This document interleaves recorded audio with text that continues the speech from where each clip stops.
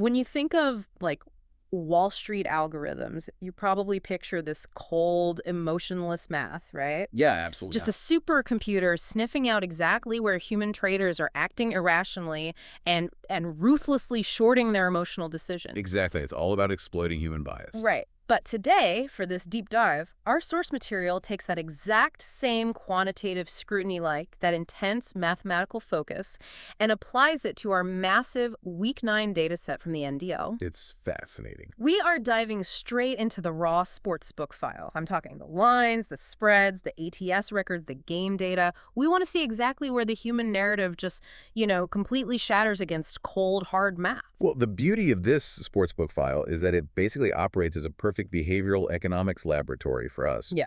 I mean, we have Monte Carlo win probabilities. We have ELO ratings telling us exactly what the mathematical baseline is. Right, the raw data. Exactly. And then we have the ATS, the against the spread ledger. Yeah. Which shows us how human bias inevitably, and I mean always, warps those expectations. Okay, let's unpack this, because it is just incredible to me that the data modeling for a competitive gaming league is literally as rigorous and predictive as financial algorithms. We're talking about the massive difference between just securing a straight-up win and actually beating the market's expectation. They are two entirely different things. So let's take that premise and look straight at the heavyweights on this slate. I want to talk about the expectation game because, look, there's no bigger heavyweight in this data set than the Ohio State Buckeyes. The quintessential public team. Oh, absolutely. They have a 100% win probability against the East Carolina Pirates. Yeah. Like, the Monte Carlo simulation ran the numbers, and East Carolina simply does not win in any universe. 0%. Right, 0. Because of that, Ohio State is laying a massive minus 34.5 points. Yep. And they are also laying minus 18.5 points against Texas A&M. And look, I've seen the tape, okay? The Ohio State coach, D-Con81, he has a staggering 1759 ELO. That's a huge number. Compare that to the Texas A&M coach, who's sitting at a 1347 ELO. That is a chasm of skill.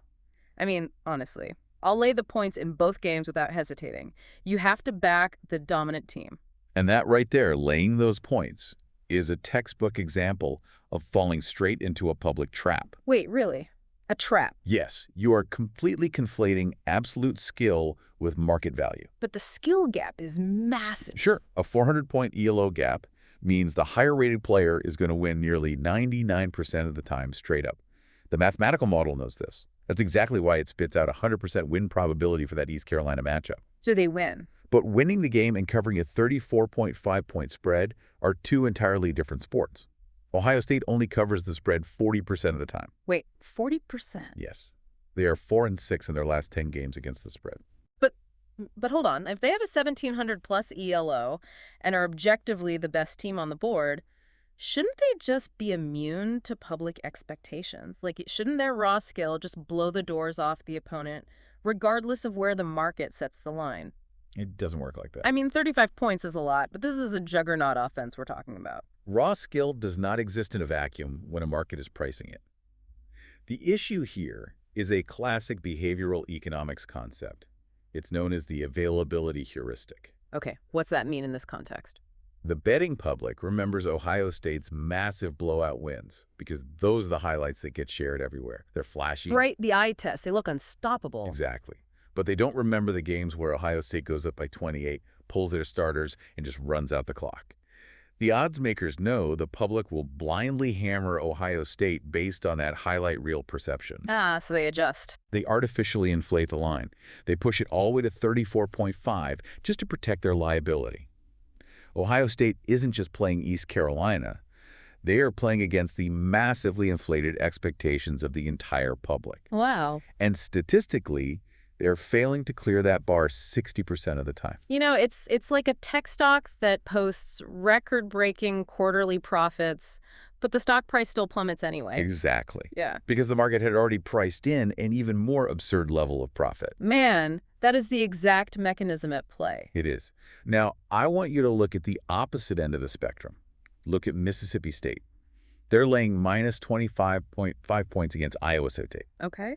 Both of these teams are operating with a negative PAA, meaning their overall points above average efficiency is actually below the baseline. Right, they're not efficient at all. Right.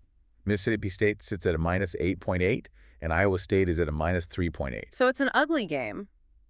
I mean, I wouldn't touch that with a 10-foot pole. The public wouldn't either. Two inefficient teams just slogging it out. And you want me to lay 25.5 points with a team that has a negative 8.8 PAA. That just feels like setting money on fire. Well, the data dictates otherwise. Mississippi State actually covers the spread 60% of the time. Seriously. Yes, they're 6-4 in their last 10. See, while Ohio State is loudly dominating but failing to meet those inflated expectations we just talked about, Mississippi State is quietly and consistently beating the market's depressed expectations. Oh, because nobody wants to bet on them. Precisely. The public refuses to back Mississippi State because the eye test tells them the team is ugly to watch. That aversion creates an artificially depressed line, which generates immense mathematical value for anyone who's willing to ignore the aesthetics and just play the 60% cover rate. Okay, but if point spreads are constantly being warped by public emotion and the eye test like we just saw, how do we predict the actual final score? We have to look at the totals. Right, we have to strip away the emotional bias entirely and look at pure mechanical efficiency, which brings us to the game totals, the over-under. Exactly. Predicting the total combined score requires isolating that efficiency, which is why PAA is the driving engine here. Point spreads are relative, but totals are cumulative. Okay, let's look at the Georgia versus Miami matchup then. The total is set at a massive 73 points. It's a huge number. It is. But when you look at the PAA, it completely justifies that number. Miami sits at a 12.3 PAA, and Georgia is right there at 11.9. Which is phenomenal. Yeah, it creates a combined PAA of 24.2. And we see the exact same thing with Ole Miss and Texas Tech, right? We do. Texas Tech has a 1.9 PAA, but Ole Miss is carrying a massive 16.4. That's a combined 18.3, driving a huge 74.5 game total. The thing you have to remember is that PAA completely strips away the illusion of pace. The illusion of pace, what do you mean? Well, casual observers often assume a team scores a lot of points simply because they run a no-huddle offense and snap the ball quickly. Yeah, that makes sense. More plays, more points. But PAA isolates exactly how many points a team generates over the baseline average on a strict per-possession basis. It completely neutralizes tempo as a misleading variable. Oh, I see. I think of it like comparing a loud, roaring muscle car to a highly tuned hybrid. That's a good way to look at it. Like the muscle car might look incredibly intimidating on the field, revving its engine and looking fast. But the hybrid is maximizing every single drop of fuel to get further on less. Georgia and Miami are basically maximizing their per-possession fuel efficiency at a staggering rate. And when the underlying algorithm processes a combined PAA of 24.2, it projects a shootout. It doesn't matter how good the public perceives the defenses to be. The math says shootout. So if a high positive combined PAA practically guarantees a shootout, I have to ask you about the most baffling number on this entire slate. Let me guess. Navy at Florida Atlantic. Yes. Navy is visiting Florida Atlantic. The posted total for this game is 66 points. Which is high. But their combined PAA is a staggering negative 34.7. Exactly. And Florida Atlantic has an ATS cover rate of just 10%. They are 1-9 in their last 10. Abysmal. But here's my read on this, okay? Florida Atlantic is at home. They are desperate. Their backs are against the wall. That 66-point total suggests the odds makers know something we don't. Maybe Florida Atlantic finally breaks out and turns this into a track meet. Momentum has to shift eventually. I have to stop you there. Desperation does not magically generate per-possession efficiency. But the total is so high. There is a fundamental disconnect here between the posted total of 66 and the underlying efficiency math of negative 34.7. The market has pushed this number up based on structural assumptions, maybe weather or a perceived matchup advantage. But the math is unforgiving. So you don't buy the bounce-back narrative at all? Not for a second. Florida Atlantic's 10% ATS cover rate indicates a systemic offensive failure, not just a streak of bad luck. Playing the under in this game is the most mathematically sound position on the entire board. Really? The strongest play? Yes. The model clearly dictates that these two teams simply do not possess the mechanical fuel efficiency required to generate 66 points, regardless of how badly they might need a win. Okay, wow. So we've dissected the massive blowouts, we've looked at the high-flying shootouts, but where casual observers really get chewed up is in the margin of error The games. sub 3-point spreads. Exactly. The really tight lines. Let's look at LSU. They are laying -2 against Indiana and an incredibly tight minus zero point 0.5 points against Notre Dame. Barely a spread at all. Right. And we also have BYU laying -2.5 against Arizona. Now, look, LSU is a powerhouse. Laying half a point against Notre Dame, I'll take LSU all day. It's Yeah. basically a pick 'em, and I trust their pedigree to find a way to win by at least 1 point when it matters. Trusting pedigree in a margin of error scenario is a massive mathematical vulnerability. Why? A win is a win. When a point spread drops below 3 points, you are entering the highest variance zone in the entire sport. Okay, break that down for me. Let's look at how the Monte Carlo simulation actually processes a minus zero point 0.5 line. The algorithm takes the per-play distributions of both teams and simulates the game 10,000 times, accounting for all the random variables. Like what? A tipped pass, a holding penalty on a critical third down, a missed field goal in a crosswind. When the median result of 10,000 simulations is a half-point victory for LSU, it means the variance curves of those two teams overlap almost entirely. But when you're looking at a half-point margin, how do you even model that actionable edge? Like, are you just flipping a coin at that point, or is there a way to actually avoid the variance trap? You avoid the trap by entirely discarding the point spread and focusing on moneyline implied probability. Just ignore the spread. Yes. When a spread is under 3 points, Mhm. like LSU at -2 or BYU at -2.5, laying the points exposes you to a push, or a bad beat where your team wins the game outright but fails to cover the spread. Oh, that is the worst feeling. It is. So the sharp, data-driven position is to just look at the straight money line. So if the variance under 3 points is really that chaotic, you abandon the points. You just bet on who wins the actual game, stripping away the noise of the exact final margin. You take the pure win-loss outcome. Let's take an underdog like Indiana. Getting +2 on the spread implies they have roughly a 37% chance of winning the game outright. Okay. If you simulate the game 100 times, Indiana wins 37 of them. Hmm. If the payout on the money line offers you better odds than that 37% break-even threshold, you take the money line. I see. You completely remove the chaotic variance of laying or taking 2 points, and you trust the sheer implied probability of the outright victory. Man, that shifts the entire perspective. Like, you stop worrying about a random garbage time touchdown ruining your spread, and you just play the pure probability of the win. Exactly. But if tight lines are mathematical traps, we have to talk about the psychological traps.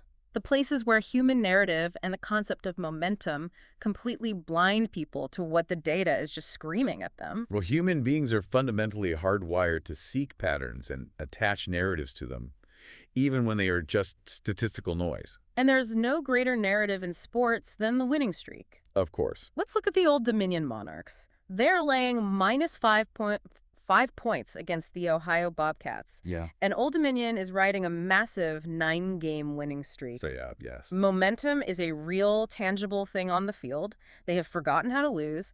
The locker room is hyped. The confidence is off the charts. I see a 9-game win streak, and I immediately want to back them to cover 5 points against a lesser opponent. They may have forgotten how to lose straight up, but they are consistently bleeding bankrolls in the market. But they're undefeated in their last 9. The data completely invalidates that momentum narrative. Yep. Old Dominion's against the spread cover rate is only 40%. Wait, really? Yes. They are 4-6 ATS in their last 10 games. This is known as a public trap, and it's driven by anchoring bias.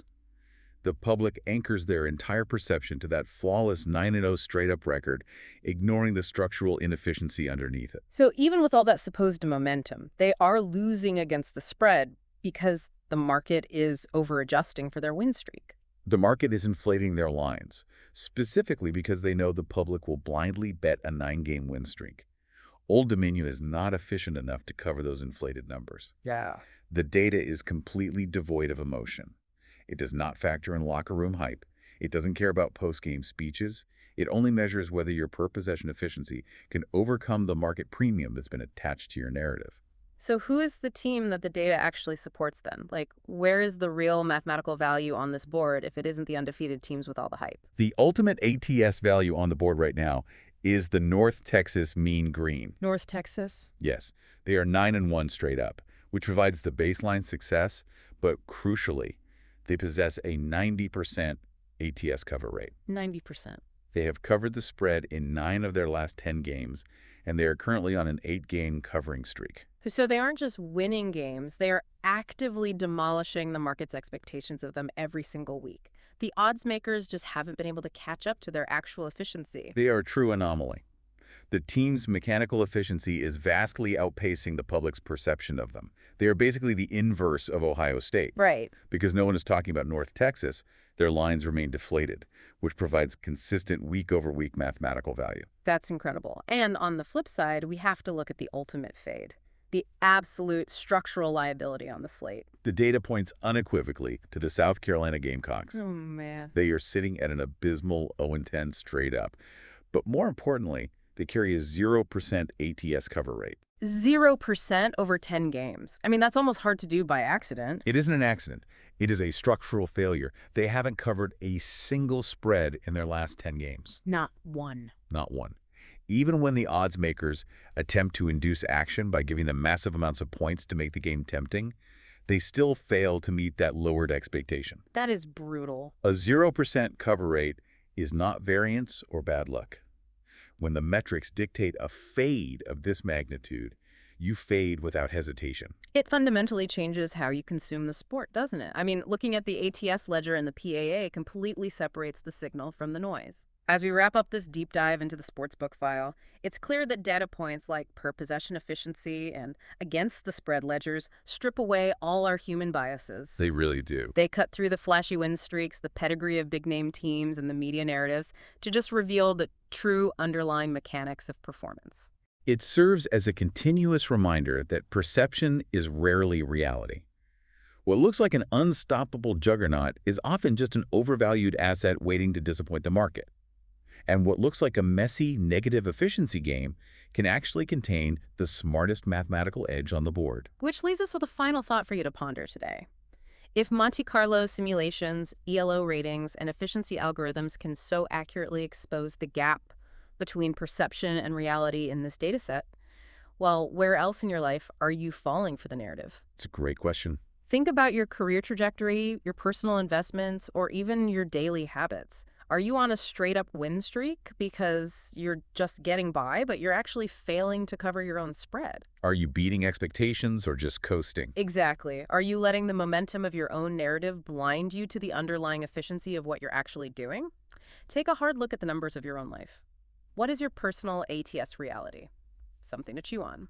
Thanks for taking the deep dive with us today.